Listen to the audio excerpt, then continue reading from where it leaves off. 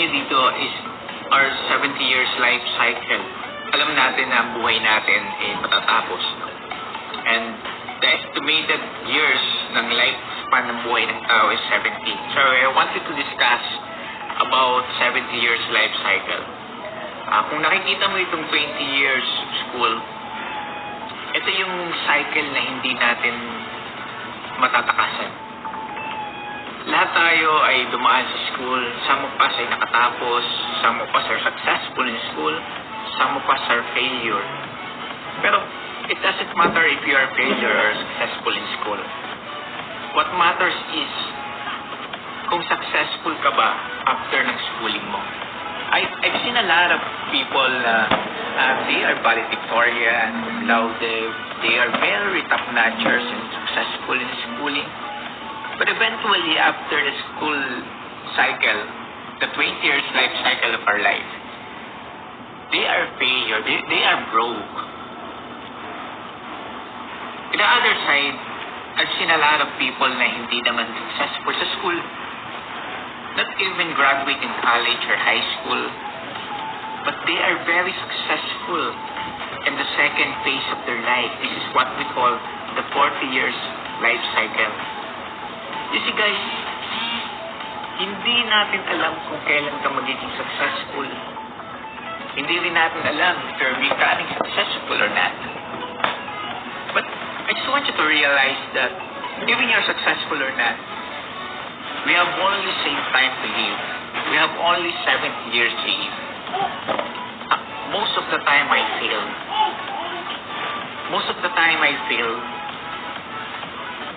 Pero hindi ito natatapos ang buhay. Gusto ko iparealize sa'yo na kung ano man yung status mo ngayon, gusto ko iparealize sa'yo kung nasa stage ka pa man ng schooling ngayon, you have to decide kung ano yung gagawin mo sa loob ng 40 years of your life cycle. It's either to work for someone, it's either to work for another company, it's either to work for yourself. Nasa sa iyo. Hindi naman natin pinag-uusapan sinong pinakamayaman. Bakit? Pag namatay naman tayong lahat, hindi naman tatanungin sa atin ng Diyos kung yumaman ka pa sa lupa o hindi.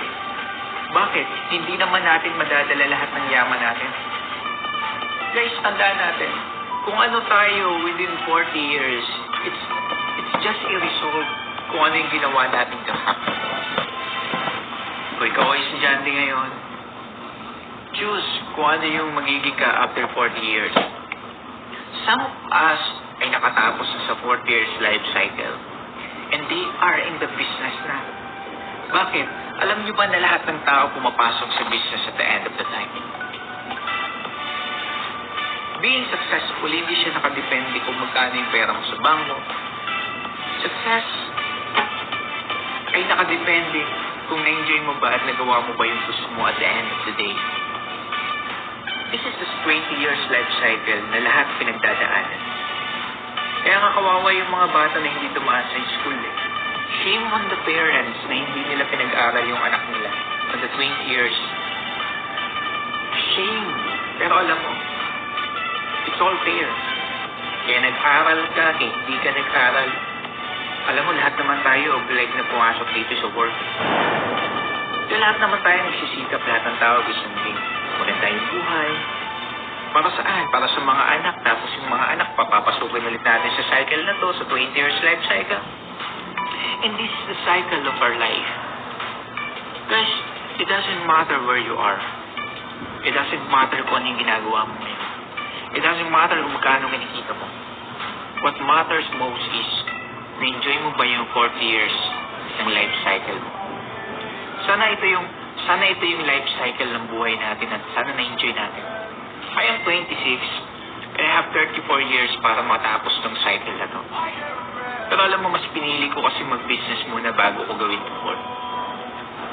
Some of us ay nakatakas na doon. Some of us ay nakatakas na doon.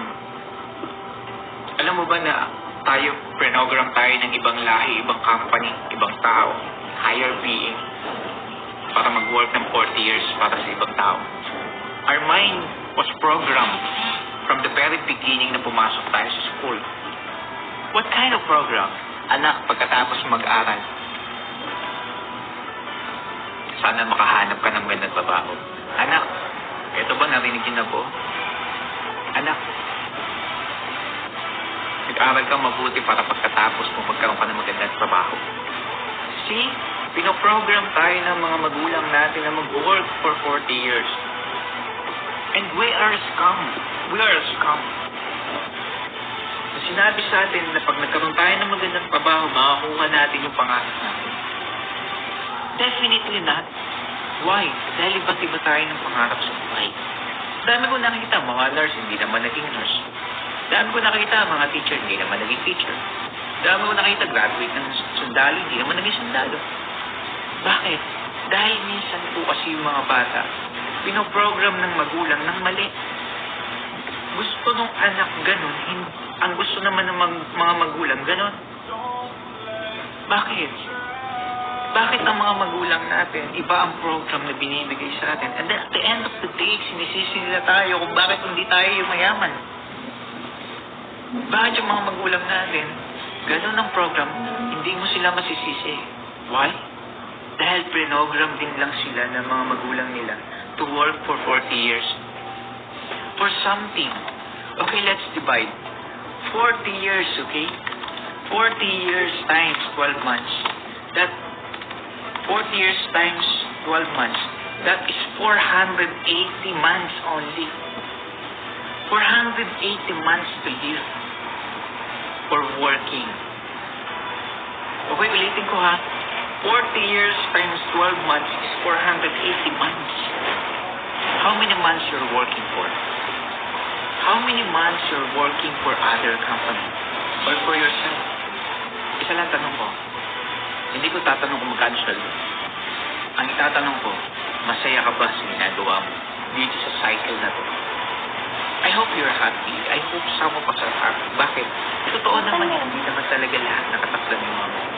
Hindi din naman talaga lahat para sa negosyo. Hindi din naman talaga lahat para sa employment. But what matters most is, masaya ka ba sa ginagawa mo? Ikaw, estudyante, you decide today. I'm doing this video para sa mga estudyante na gusto makita yung future nila. Anong gagawin mo after ng school? Are you ready? Are you ready to work for about 40 years? 480 months. Times 20,000 per month. 480. Times 20,000 equals 9. 480 times 20,000. You will earn 9,600,000 for about 40 years. Are you willing? Are you willing to sell your 40 years for 9 million only? Are you ready for that? Paano kung hindi 20,000 ang sweldo mo? Paano kung 10,000? Are you willing to sell your 40 years? Are you willing to sell your 40 years for about 4.3 million pesos only? Na pwede mo naman makuha yung 4.3 million doing business in just 5 years. Guys, wala namang masama mag-work. Wala din masama mag-negosyo. Ina-realize ko lang yung nakita ko. Ako ngayon nagsasalita, hindi naman ako mayaman. Pero ito sasabihin ko, masaya po ako sa ginagawa ko ngayon. Masaya ako na hindi man ako kumikita ng ganun kalaki. Hindi ako naiingit sa iba. Pero masaya ako dahil nagagawa ko yung gusto ko. Gumigising ako sa gusto kong oras. Napupuntahan ko yung gusto ko. Tahimik yung buhay ko. Because I decide. Okay, what's next after 40 years? Dito na po pumapasok ang lahat sa business. Kung akala ko ba ayaw mo magnegosyo? Madami akong nalukan magnegosyo before. Sabi ng mga kaibigan ko, Arvin, ayoko magnegosyo. Masaya ako dito sa work ko. Pero bakit araw-araw nagre-reklamo siya? Pero alam mo, at the end of the day, lahat naman talaga pumapasok sa business.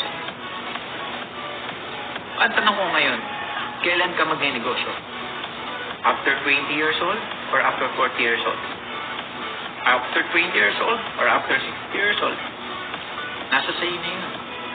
Pero ngayon, I decided na magnegosyo ngayon. Bakit? Yun nga mayayaman eh. 40 years na yung karanasan nila sa business. Nalulugi pa. How much more tayo na nag-work ng 40 years tapos bigla tayo papasok sa business? Baka lalo tayo malugi. Bakit? Lack of knowledge. Lack of money. Bakit? Ano magagawa ng retirement fee mo? Ano magagawa ng? Walang magagawa yun dito. Bakit? Para yumaman ka sa business, kailangan magugol ka ng mahabang panahon. If you have only 5 years, if you are 60 today and you have only 5 years to do the business, better wag ka na lang mag-business. Bakit? Para ma-enjoy mo yung buhay mo. Kasi kung alam mo buhay, it's about legacy.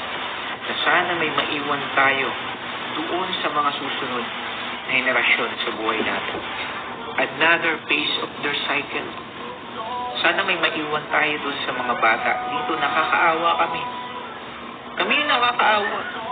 Bakit? During 1990 ako pinanganak. Ang programming ng mga magulang noon, anak mag-aral ka mabuti para pagkatapos mo magkaroon ka ng magandang trabaho. Mali ang programming. Ngayon na nga lang gumaganda ang programming eh. May mga tao ay natututo na magnegosyo. Yung mga tao ay natututo na sabihin sa mga anak nila, anak, pagkatapos mo mag-aral, sana magkaroon ka ng magandang negosyo. Sana magawa mo yung gusto mo, hindi yung gusto namin. Dahil alam mo, masakit. Maraming mga kabataan ngayon na ginagawa yung gusto ng magulang kaysa gawin yung gusto nila. And that is a shame on you, parents. Bakit? Iba't iba ng disenyo ang Diyos sa buhay ng mga tao na hindi mo dapat diktahan. Kaya nagkakamali-mali ang mga bata. Bakit? Nagkakamali-mali na kuha ng course. Pagkatapos naman mag-nursing, hindi naman pala magna-nursing, magko-call center naman pala dahil gusto naman pala niya. Sayang ang pin. Sayang ang mga panahon. Guys, this is a 70 years life cycle. Anong gagawin mo sa 70 years life cycle?